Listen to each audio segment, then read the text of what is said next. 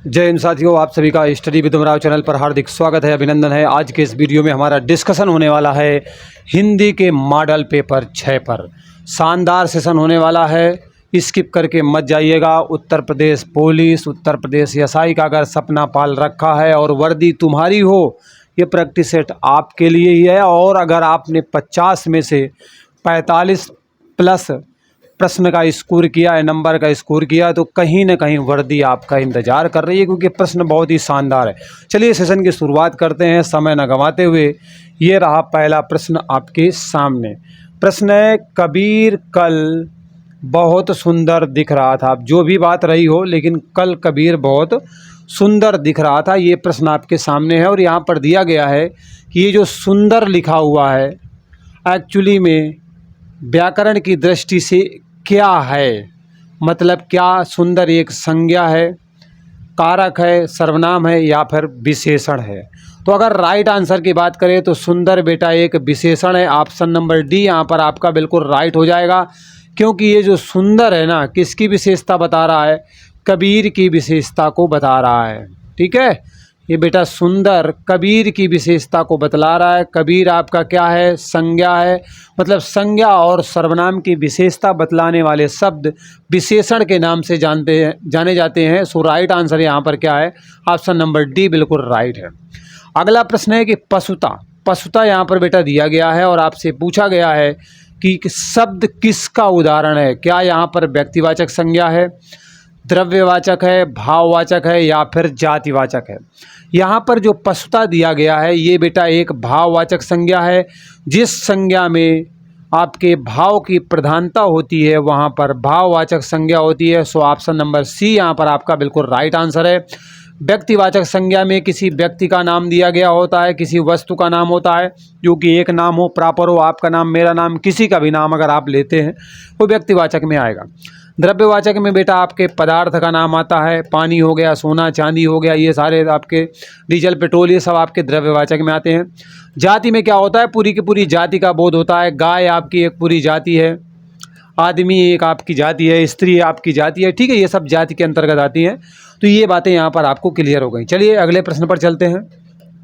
अगला प्रश्न बेटा दिया गया है कि आमरण शब्द, आमरण एक शब्द है के प्रारंभ में लगे हुए बड़ा आ को व्याकरण की दृष्टि से आप क्या बोलोगे? बेटा जब भी कोई आपका शब्द दिया गया होता है और शब्द से बाद में और शब्द से पहले कुछ न कुछ जोड़ा जाता है। अगर शब्द से पहले कुछ जोड़ा जाएगा तो उसे उपसर्ग के नाम से जाना जाता है। अगर शब्द के बाद में आप कुछ जोड़ते हैं तो उसे प्रत्यय के नाम से जाना जाता है। मतलब किसी शब्द के बाद में अगर आप कुछ जोड़ रहे हो तो वो बेटा प्रत्यय होता है, किसी शब्द के पहले आप कुछ जोड़ रहे हो उपसर्ग कहलाता है। लेकिन यहाँ पर आपके प्रश्न में दिया गया है कि जो आमरण दिया गया है इसमें लिखा गया है आधन मरण। क्या लिखा हुआ है बेटा? आधन मरण। ये जो आ लगा हुआ है ना, ये एक्चुअली में है क्या?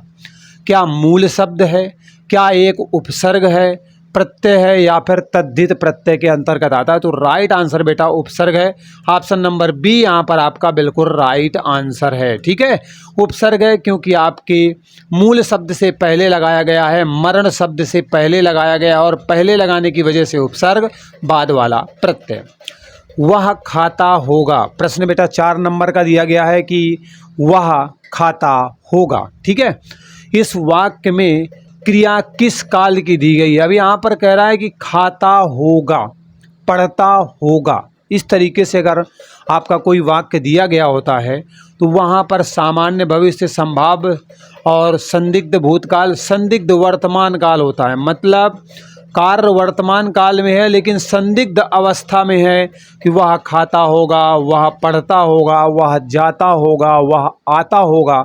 ये आपके संदिग्ध अवस्था में रहते हैं, इसलिए ऑप्शन नंबर डी यहाँ पर आपका बिल्कुल राइट आंसर है। चलिए नेक्स्ट क्वेश्चन को देखते हैं। 5वें नंबर का प्रश्न बेटा दिया गया है कि पाठक एक शब्द है और इसका बहुवचन आपको बनाना है, तो कौन सा क्या जोड़ देंगे जिससे कि यह आपका बहुवचन बन जाए। तो बेटा यहाँ पर पाठक लिखा हुआ है, अगर पाठक के साथ आप गण ऐड कर देते हो तो पाठक गण बन जाएगा और इसलिए ऑप्शन नंबर बी बिल्कुल करेक्ट होगा। ये पाठक यहाँ पर एक वचन में दिया गया है, जैसे ही पाठक के साथ आपने गण को ऐड कर दिया है ये आपके बहुवचन में चेंज हो चुका है, बहुवचन में बदल चुका है। अगला प्रश्न है कि निम्नलिखित में से गुरु एक शब्द दिया गया है, इसका स्त्रीलिंग कौन सा होगा? क्या गुरुवती होगा या फिर गुरुआइन होगा, गुरुआनी होगा या फिर गुरनी होगा? गुरनी तो देखो है नहीं, गलत शब्द है। गुरुआनी भी नहीं है, गुरुवती भी नहीं है। तो राइट आंसर यहाँ पर है बेटा गुरुआइन। जैसे पंडित का पंडिताइन होता है उसी तरीके से गुरु का गुरुआइन जो है स्त्रीलिंग होता है। So right answer option number B यहाँ पर आपका बिल्कुल सही है। हिंदी वर्णमाला में ऊष्म व्यंजन कौन से हैं? मतलब कौन से व्यंजन ऊष्म व्यंजन के अंतर्गत आते हैं आपकी हिंदी वर्णमाला में? तो अगर हम बात करें चा छा जा जा की, ये बेटा स्पर्श संघर्षी के अंतर्गत आते हैं। और ये आपके जो ता था दादा दिए गए हैं ऑप्शन नंबर सी में जो दिया गया है बेटा, ये आपके किस वर्ग में आते हैं? ता वर्ग के अंतर्गत आने वाले वर्ण हैं। टाठा डाडा आपके ता वर्ग में आने वाले, लेकिन तीनों के तीनों जो आपके चारों दिए गए हैं, ठीक है, तीनों के तीनों सा हो गया और साथ ही साथ में हा हो गया। ये सब के सब ऊष्म व्यंजन की कैटेगरी में आते हैं। सो ऑप्शन नंबर डी यहाँ पर आपका बिल्कुल राइट आंसर हो जाएगा। ठीक है, ऑप्शन नंबर डी यहाँ पर आपका बिल्कुल राइट आंसर हो जाएगा। चलिए नेक्स्ट क्वेश्चन देखते हैं बेटा। प्रश्न 8 नंबर का दिया गया है कि छोटा आ और आहा क्या है? अच्छा, छोटा आ नहीं है, अंग लिखा हुआ है। ठीक है, क्या लिखा हुआ है बेटा? अंग लिखा हुआ है। ये यहाँ पर बिंदी लगी हुई है। तो कह रहा है हिंदी वर्णमाला में जो अंग दिया गया है और जो आहा दिया गया है ये एक्चुअली में हैं क्या?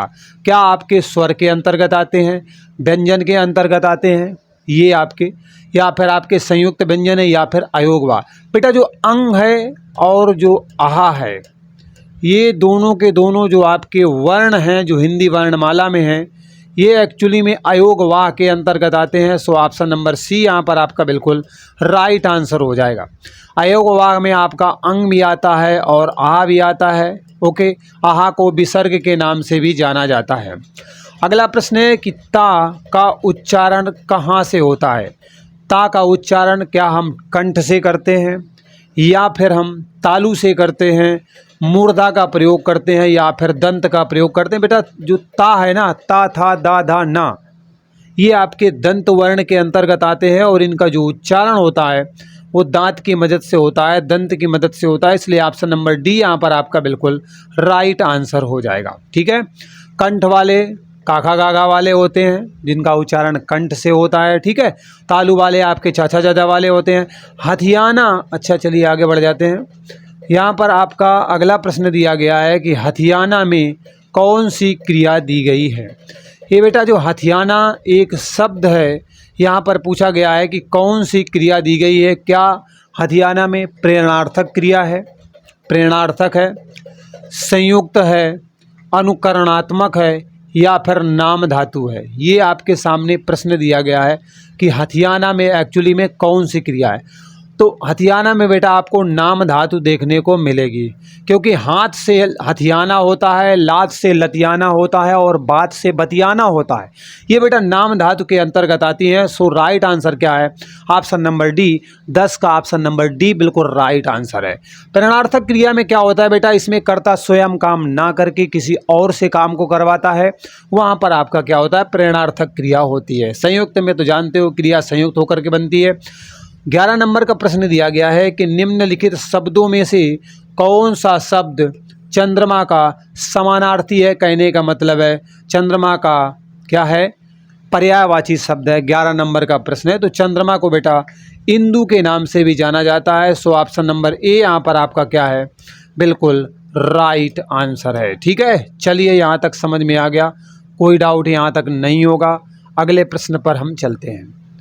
अगला बेटा 12 नंबर का प्रश्न दिया गया है, ध्यान से ज़रा इसे पढ़िएगा और उसके बाद समझिएगा।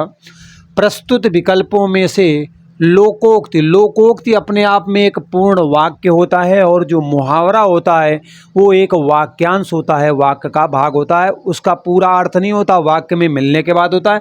लेकिन लोकोक्ति अपने आप में पूरा अर्थ रखती है, एक प्रकार का वाक्य होता है। ये बात तो क्लियर हो गई।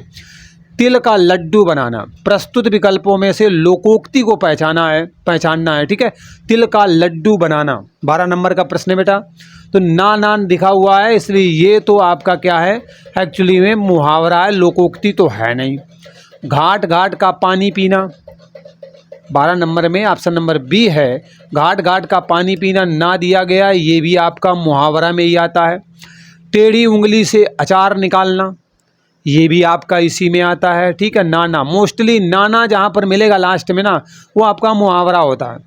आ बैल मुझे मार, ये जो यहाँ पर दिया गया है ये क्या है बेटा, ऑप्शन नंबर डी, ये आपकी एक लोकोक्ति है। आ बैल मुझे मार मतलब जानबूझ करके मुसीबत मोल ले लेना। देखो पूरा अर्थ निकला है ना, जानबूझ कर मुसीबत मोल ले लेना, वो होता है आ बैल मुझे मार। बैले नहीं है यहाँ पर, आ बैल मुझे मार। ऑप्शन नंबर डी यहाँ पर आपका 12 में बिल्कुल राइट आंसर, एक लोकोक्ति के अंतर्गत आता है। बाकी जो ऑप्शन आपने देखे वो बेटा मुहावरे के अंतर्गत आते हैं। अगला प्रश्न है, दूर के ढोल सुहावने लगना, दूर के ढोल सुहावने लगना, इस मुहावरे का सही अर्थ बताना है। 13 नंबर का प्रश्न है बेटा। ढोल की धुनी दूर से अच्छी सुनाई पड़ती है, ये तो इसका कोई मतलब नहीं है, मतलब जो यहाँ लिखा है वो इसका यहाँ मतलब लिखा है वो नहीं निकलता, कुछ और निकलता है। अनदेखी वस्तु भाना, कानों सुनी बात पर विश्वास करना, ये भी नहीं है। और क्या लिखा है, परनिंदा अच्छी लगना ना। यहाँ पर ऑप्शन नंबर बी बिल्कुल सही बैठ रहा है। अनदेखी वस्तु का भाना मतलब आपने उसके बारे में केवल सुन रखा है, देखा नहीं है, जानते नहीं हो, भा गई आपको वो, तो समझ लेना वहाँ पर अनदेखी वस्तु को अगर भा जाती है मन को आपके, तो उसके लिए मुहावरा यही सूटेबल होगा, दूर के ढोल सुहावने लगना। ठीक है, चलो यहाँ तक समझ में आया। अगले प्रश्न पर चलते हैं। अगला प्रश्न है, सुषुप्ति का विलोम बताना है। क्या लिखा हुआ है बेटा, सुषुप्ति का विलोम बताना है। ठीक है, सुषुप्ति का विलोम क्या होगा, क्या निषेध होगा, सुमति होगा, या फिर समष्टि होगा, या फिर जागृत। सुषुप्त अवस्था होता है, आपने ज्वालामुखी के बारे में सुना है कि ज्वालामुखी सुषुप्त अवस्था में है, सो रहा है, बहुत दिन से विस्फोट नहीं हुआ। और एक होता है जागृत अवस्था में, मतलब समय समय पर विस्फोट होते रहते हैं। तो सुषुप्ति का विलोम बेटा जागृति होता है। ऑप्शन नंबर डी यहाँ पर आपका क्या होगा, बिल्कुल राइट आंसर होगा। अगला प्रश्न है, दिए गए रेखांकित अक्षर वाले शब्द का विपरीत अर्थ देने वाला शब्द आपको छांटना है। बेटा यहाँ पर अनुकूल लिखा हुआ है, और अनुकूल का जो विलोम होता है वो सभी आप जानते भी हो, प्रतिकूल होता है। तो राइट आंसर क्या है, ये तो सरल प्रश्न था। ऑप्शन नंबर ए यहाँ पर आपका क्या होगा, करेक्ट हो जाएगा। अनुकूल का विलोम प्रतिकूल होता है। ओके, चलिए अगला प्रश्न देखते हैं।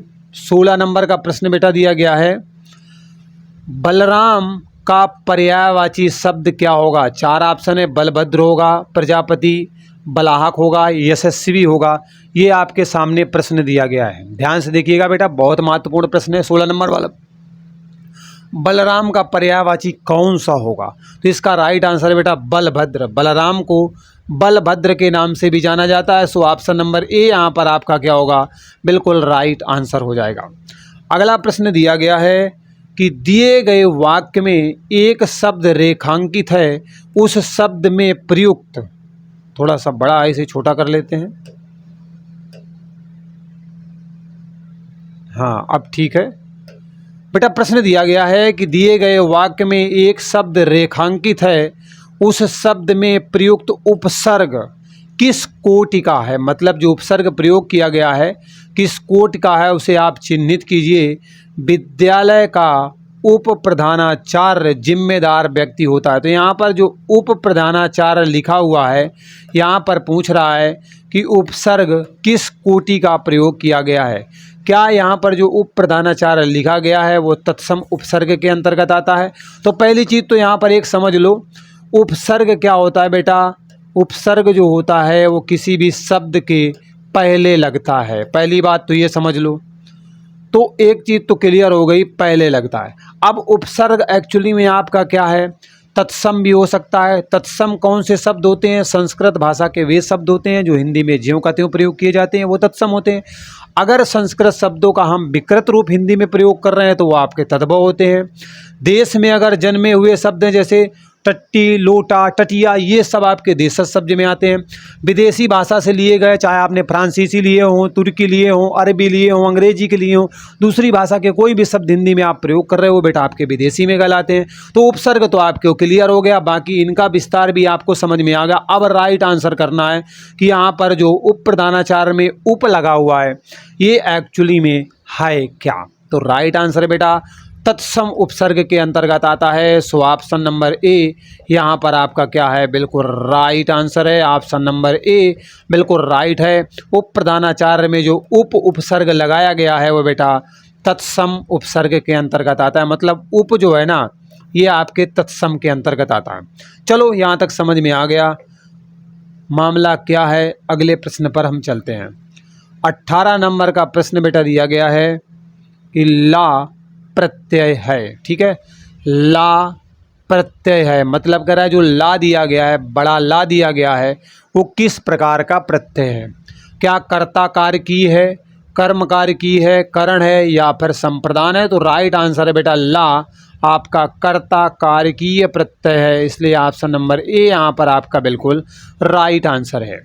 दो समीपवर्ती वर्णों के मेल से जो विकार या परिवर्तन होता है उसे आप किस नाम से संबोधित करते हो? तो उसे बेटा संधि के नाम से जाना जाता है। मतलब जब दो समीपवर्ती वर्ण आपस में मिलते हैं उसके बाद विकार या परिवर्तन होता है वहाँ पर आपको संधि देखने को मिलती है। और अगर हम हिंदी की बात करें तो हिंदी में बेटा आपको 3 संधियाँ देखने को मिलती हैं। एक आपकी स्वर संधि है, दूसरी व्यंजन है और तीसरी विसर्ग संधि है। स्वर संधि के 5 भेद हैं। स्वर के बाद में स्वर आता है, विकार या परिवर्तन होता है, वहाँ पर स्वर संधि होती है। व्यंजन में व्यंजन के बाद स्वर या व्यंजन में से कोई भी आता है, विकार परिवर्तन होता है, व्यंजन संधि होती है। डेडिकेटेड वीडियो बना हुआ है। विसर्ग के बाद में स्वर या व्यंजन आता है, विकार परिवर्तन होता है, वहाँ पर विसर्ग संधि होती है। आप जा करके देख लेना, प्लेलिस्ट बनी हुई है। तो ऑप्शन नंबर डी बेटा 19 नंबर प्रश्न का बिल्कुल राइट आंसर है। चलिए नेक्स्ट क्वेश्चन पर चलते हैं। अगला प्रश्न दिया गया है कि अन्वेषण का शुद्ध संधि विच्छेद बताना है। संधि को तोड़ना बेटा संधि विच्छेद कहलाता है। और दो समीपवर्ती वर्णों को जोड़ करके जो भी विकार या परिवर्तन होता है उसके बाद जो शब्द का निर्माण होता है वो संधि का काम करती है। और उसे आप तोड़ देते हैं, मतलब संधि को तोड़ना संधि विच्छेद के नाम से जाना जाता है। तो अन्वेषण यहाँ पर दिया गया है, इसका हकीकत में सही संधि विच्छेद कौन सा है? तो अन्वेषण का बेटा अनुधन ऐषण होता है। क्या होता है? अनुधन ऐषण is the right answer. So option number D यहाँ पर आपका बिल्कुल राइट आंसर है। ऑप्शन नंबर डी बिल्कुल आपका सही है। उद्धन ज्वल यहाँ पर एक दिया गया है, संधि विच्छेद करके दिया गया है और आपसे बोला गया है कि इसकी संधि का निर्माण करिए, मिला दीजिए। बेटा एक बात समझ लो कि यहाँ पर जो संधि है वो सबसे पहली बात तो व्यंजन संधि है, क्योंकि व्यंजन के बाद में स्वर या व्यंजन आता है, जो विकार या परिवर्तन होता है वहाँ पर आपकी व्यंजन संधि होती है। तो पहली बात उत्धन ज्वल में आपकी व्यंजन संधि है, ये बिल्कुल कन्फर्म हो गया। इसके बाद हम बात करेंगे कि एक्चुअली में कौन सा सही संधि बनेगा, तो उज्ज्वल बनेगा। कौन सा बनेगा? उज्ज्वल बनेगा। ऑप्शन नंबर डी यहाँ पर आपका बिल्कुल राइट आंसर है। डेडिकेटेड वीडियो बेटा संधि पर बना हुआ है, जाकर देख लेना, सारे मामले क्लियर हो जाएंगे। अनावश्यक यहाँ पर समय बर्बाद करने की आवश्यकता नहीं पड़ेगी। ठीक है, अगला प्रश्न है आपके सामने, शुद्ध वर्तनी का चयन कीजिए। शुद्ध वर्तनी का बेटा चुनाव करना है, चयन करना है। कवियत्री दिया गया, यहाँ पर सभी सेम दिया गया है, लेकिन सही वाला कौन सा है ये आपसे जानना चाहता है। तो इसका राइट आंसर है बेटा कवियत्री होता है। ऑप्शन नंबर डी ध्यान से देख लो, ऐसा ही होता है और मोस्टली परीक्षा में ये आपको दिया गया होता है, तो कंफ्यूज मत करना। कवियत्री नहीं होता, कवियत्री नहीं होता है, कवित्री नहीं होता, कवियत्री होता है। ध्यान से देख लो, मात्रा सिर्फ यहाँ पर चढ़ती है छोटी ही की। अशुद्ध वर्तनी का चयन करना है, मतलब 3 आपकी शुद्ध रहने वाली हैं, एक आपका गलत होगा, गलत का चुनाव आप करेंगे। ठीक है, चलो देखते हैं। साधु आपका बिल्कुल सही है, सांसारिक भी आपका बिल्कुल सही है। मतलब 23 नंबर में ए और सी एक तरफ हमने देखे हैं, वो तो सही है। शून्य भी आपका सही है, मतलब हस्तक्षेप नहीं होता, हस्तक्षेप होता है।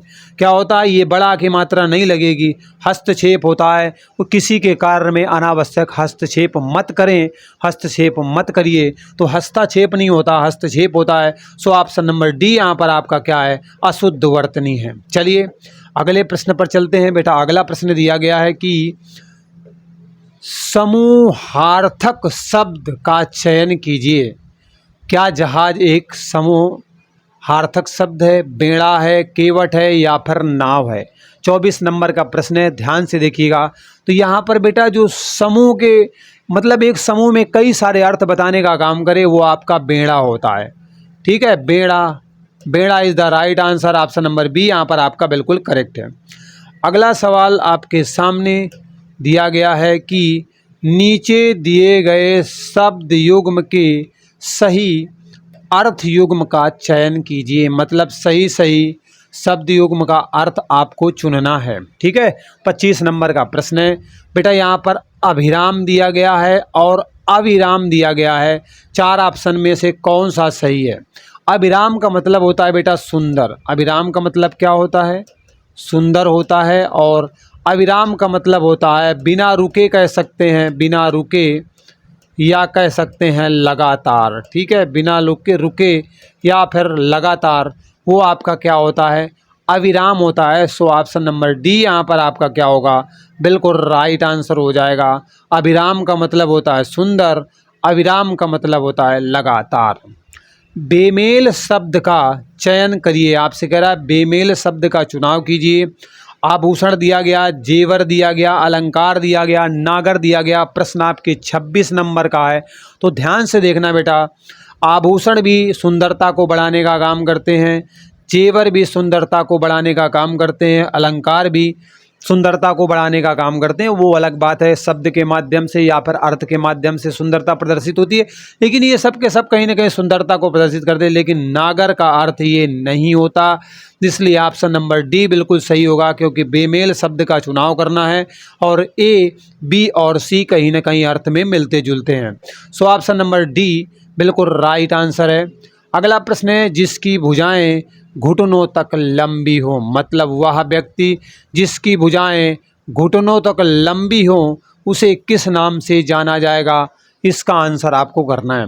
बेटा उस व्यक्ति को ना आजानुबाहु कहते हैं। क्या बोलते हैं? आजानुबाहु। ऑप्शन नंबर बी यहाँ पर आपका करेक्ट है। मात्रा पर ध्यान रखना, अजान बाहु भी लिखा हुआ है, यहाँ पर बड़ा आ रहना चाहिए, इसलिए ये गलत हो जाएगा आपका। समबाहु होता नहीं है। जिस त्रिभुज की तीनों भुजाएं बराबर हों या सब भुजाएं बराबर हों, त्रिभुज की बात छोड़ दो, किसी की भी छोड़ दो, सब भुजाएं बराबर हों वो समबाहु होता है। और जिसकी कोई भी भुजा बराबर ना हो वो आपकी विषमबाहु होता है। ठीक है, जो शीघ्र प्रसन्न हो जाए उसे किस नाम से जाना जाता है? जो बहुत जल्दी प्रसन्न हो जाए उसे बेटा आशुतोष के नाम से जाना जाता है। और आप सभी जानते हो भगवान शिव का जो पर्यायवाची है वो आशुतोष है। ऐसा बताया जाता है कि वो बहुत जल्दी अपने भक्तों पर प्रसन्न हो जाते हैं और अपनी दया दृष्टि दिखाते हैं उस व्यक्ति के ऊपर। ठीक है, इसलिए आशुतोष भगवान शिव को भी बोला जाता है। 29 नंबर का प्रश्न बेटा दिया गया है, ध्यान से देखिएगा।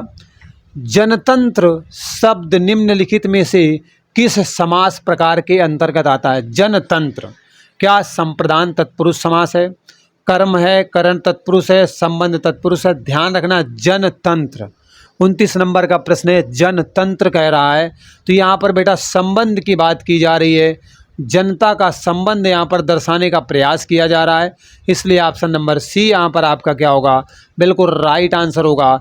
जनतंत्र जो दिया गया है, जनता के लिए जो तंत्र होता है वो जनतंत्र होता है। सो ऑप्शन नंबर सी यहाँ पर आपका बिल्कुल राइट आंसर है। अगला है, नीचे लिखे गए वाक्यों में से कौन सा वाक्य शुद्ध दिया गया है? बिल्कुल सही दिया गया है, उसका चुनाव आप सभी को करना है। इन 10 वर्षों में देश ने काफ़ी प्रगति की, ठीक ठाक लग रहा है, मुझे तो सही लग रहा है।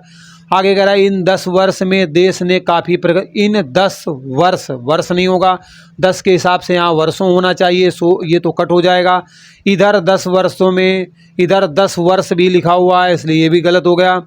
10 वर्षों में देश ने काफ़ी प्रगति करना है, इसका तो कोई मतलब नहीं है। सो ऑप्शन नंबर ए ही बिल्कुल राइट आंसर दिया गया है कि वाक्य कौन सा शुद्ध है बेटा? ऑप्शन नंबर ए करेक्ट है। इन 10 वर्षों में देश ने काफ़ी प्रगति की है, उन्नति की है, तरक्की की है। ठीक है, चलो 31 नंबर का प्रश्न बेटा, जो भाव मन में केवल अल्पकाल तक संचरण करके चले जाते हैं उन्हें किस नाम से जाना जाता है? मतलब कोई मन में भाव आया, कुछ पल के लिए संचरण किया, मन मंदिर में ठहरा और उसके बाद चला गया, वो आपका बेटा संचरण किया है ना, सा से संचरण हो गया, सा से संचारी भाव होता है। सो ऑप्शन नंबर क्या होगा? ए करेक्ट होगा। स्थायी भाव आपका बिल्कुल स्थायी होते हैं। ठीक है, रसों के बारे में बिल्कुल डेडिकेटेड वीडियो बना हुआ है, अनुभाव भी बताया है मैंने, विभाव भी बताया है। अगला प्रश्न आपके सामने है कि निम्नलिखित पंक्तियों में से कौन सा रस है?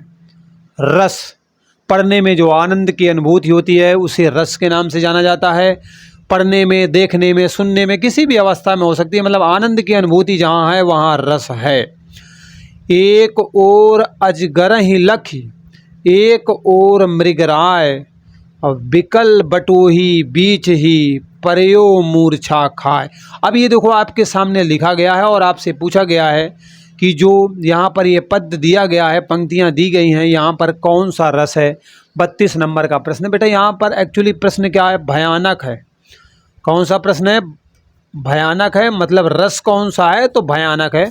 ऑप्शन नंबर ए यहाँ पर आपका बिल्कुल राइट आंसर है। और भयानक रस का स्थायी भाव क्या होता है, ये बच्चों आप लोग कमेंट करके हमें फटाक से बताओगे। ठीक है, अगला प्रश्न है, कुंडलिया छंद किन 2 छंदों से मिलकर बनता है? बेटा जो कुंडलिया होता है ना, इसकी विशेष पहचान होती है कि जिस शब्द से इसकी शुरुआत होती है कुंडलिया की, उसी से समाप्त भी होता है। मतलब शुरुआत भी उसी से होती है और समाप्ति भी उसी शब्द से होती है, वो आपका कुंडलिया होता है। पहली बात तो यहाँ पर आपने ये जाना। दूसरा कह रहा है कि कुंडलिया छंद का निर्माण किन 2 छंदों से होता है, ये आपसे प्रश्न किया गया है। तो इसका राइट आंसर है बेटा, दोहा और रोला से मिल करके हमारे कुंडलिया छंद का निर्माण होता है। सो ऑप्शन नंबर बी यहाँ पर आपका बिल्कुल राइट आंसर है। निम्नलिखित पंक्तियों में से कौन सा अलंकार दिया गया है? काव्य की शोभा बढ़ाने वाले शब्द, चाहे अर्थ के हिसाब से बढ़ाएं, शब्द के हिसाब से बढ़ाएं, वो आपके बेटा अलंकार के नाम से जाने जाते हैं। चारु चंद्र की चंचल किरणें खेल रही थी जल थल में, यहाँ पर एक्चुअली में कौन सा अलंकार है आपसे पूछा गया है। यहाँ पर बेटा क्या है? अनुप्रास अलंकार है। ऑप्शन नंबर सी यहाँ पर आपका क्या है? बिल्कुल राइट आंसर है। ठीक है, जहाँ पर एक वर्ण की पुनरावृत्ति बार बार होती है वहाँ पर आपका अनुप्रास अलंकार होता है। यहाँ पर चा की आवृत्ति, चा की आवृत्ति, चा की आवृत्ति दी गई है, तो इसलिए यहाँ पर क्या एक्चुअली आपका अनुप्रास अलंकार है। तो 34 नंबर का प्रश्न भी आपको क्लियर हो गया होगा। अब हम अगले प्रश्न 35 नंबर वाले में चलते हैं। बेटा 35 नंबर का प्रश्न दिया गया है कि निम्नलिखित में से संयुक्त वाक्य का चयन करना है। आप सभी जानते हैं, मैंने बताया भी है कि वाक्य हमारे 3 प्रकार के होते हैं। एक सरल वाक्य होता है, दूसरा संयुक्त वाक्य होता है, तीसरा मिश्र वाक्य होता है। तो बेटा यहाँ पर आपसे संयुक्त वाक्य पूछा गया, विशेष करके और से जुड़ा हुआ होता है। और बहुत सारी पहचान है, डेडिकेटेड वीडियो उस पर भी बना हुआ है, विशेष करके और से हमें पहचानना होता है। 35 नंबर का प्रश्न है, ध्यान से देखो बेटा। आप बताइए कि ये तो है नहीं, की वाला है नहीं, मैं तुम्हारे साथ व्यापार करना चाहता हूँ ना, उसने खाना खाया और सो गया, ये बिल्कुल सही है।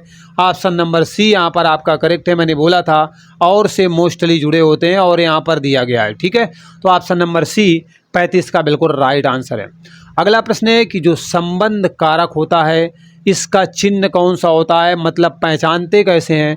संबंध कारक में बेटा का, की, के, रारी, रे, नानी, ने आते हैं। सो रारी, रे आपके ऑप्शन नंबर सी में दिया गया है, तो ऑप्शन नंबर सी यहाँ पर बिल्कुल राइट आंसर हो जाएगा। ठीक है, रारी, रे है, काकी, के है, नानी, ने है, ये आपके संबंध कारक के अंतर्गत आते हैं। सो ऑप्शन नंबर सी यहाँ पर आपका बिल्कुल करेक्ट हो जाएगा। ओके, चलिए अगले प्रश्न पर मूव करते हैं।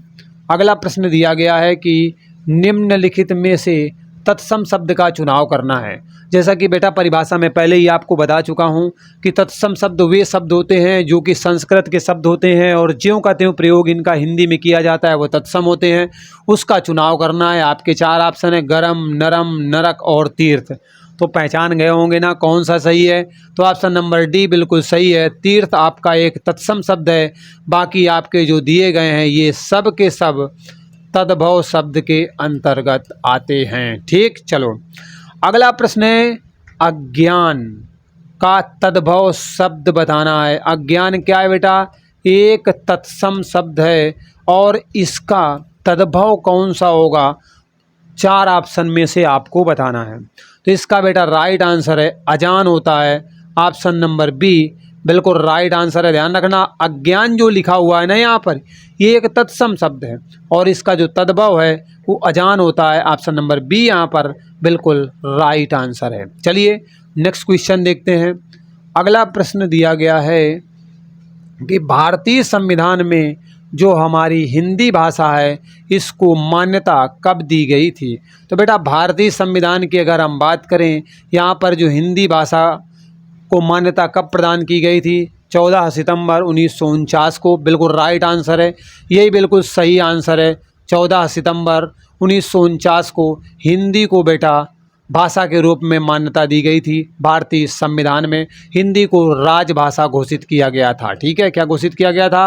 राजभाषा। एक बात मैं क्लियर करना चाहूँगा, हिंदी हमारी राष्ट्रभाषा नहीं है, भारत देश की कोई भी राष्ट्रभाषा नहीं है।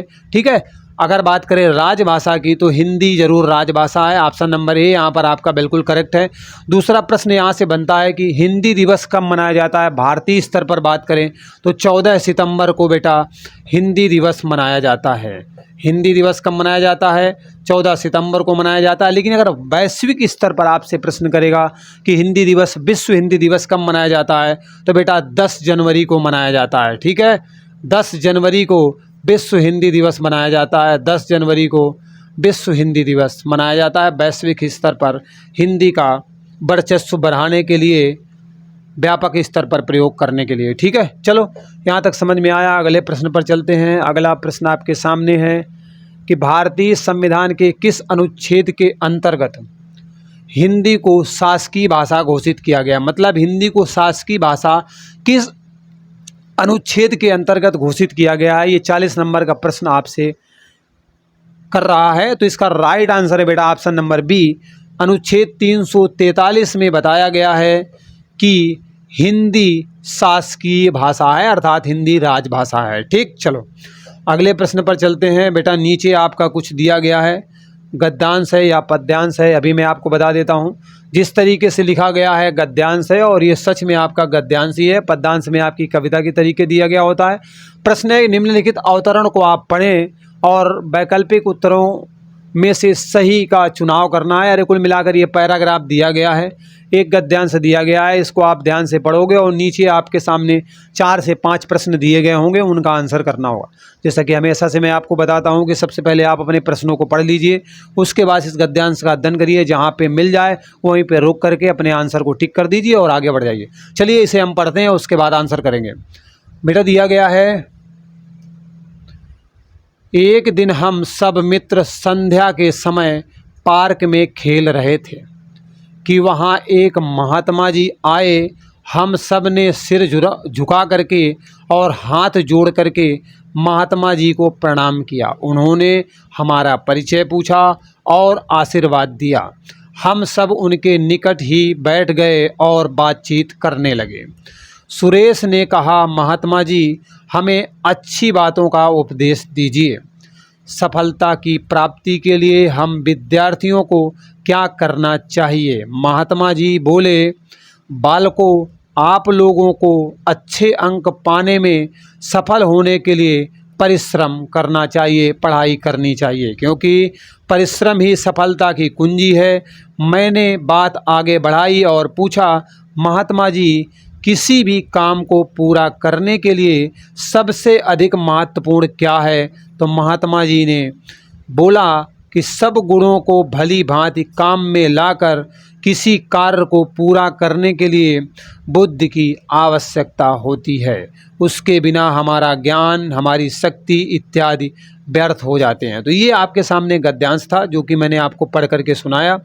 अब जो प्रश्न हमारे दिए गए हैं उनके आंसर को हमें टिक करना है, तो फटाफट उन्हें हम कवर करते हैं। ठीक है, पहला प्रश्न है बेटा कि बालक जो थे पार्क में क्या करने आए थे। शुरुआत में ही दिया गया है कि बालक जो थे वो पार्क में क्या करने आए थे, घूमने आए थे, छुट्टी मनाने, महात्मा जी से मिलने, या मिलजुल करके खेलने। तो आपने शुरुआत में ही पढ़ा था कि मिलजुल करके खेलने आए थे और संध्या के समय मिलजुल करके खेल रहे थे। उसके बाद महात्मा जी की एंट्री होती है और उसके बाद बच्चे जो है, सुरेश नाम का बच्चा होता है, वो प्रश्न करता है। ये पैराग्राफ में दिया गया था।